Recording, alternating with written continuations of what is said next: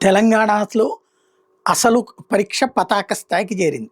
ఇక 2 వారాల గడువు ఇచ్చింది సుప్రీంకోర్టు. వీళ్ళు ఆడుతున్న నాటకాన్ని అది గమనిస్తుంది.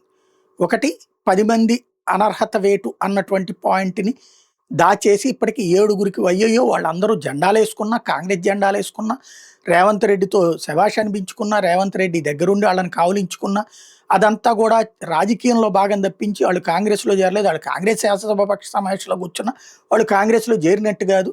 ఆ రోజున చేరారని ప్రకటించినా అది చేరినట్టు కాదు అంటూ పాపం అన్నీ తెలిసి ఏమీ తెలియనట్టుగా స్పీకర్ గారు ఒక నిర్ణయం తీసేసుకున్నారు. అయిపోయింది.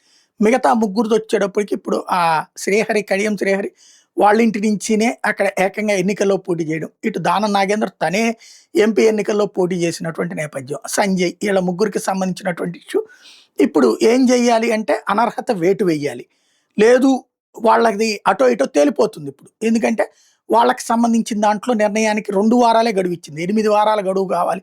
అంటే 2 నెలల గడువు కావాలంటే అందుకు అంగీకరించలేదు సుప్రీంకోర్టు. 2 వారాల్లో ఈ ముగ్గురి మీద అనర్హత వేటు వేస్తారా?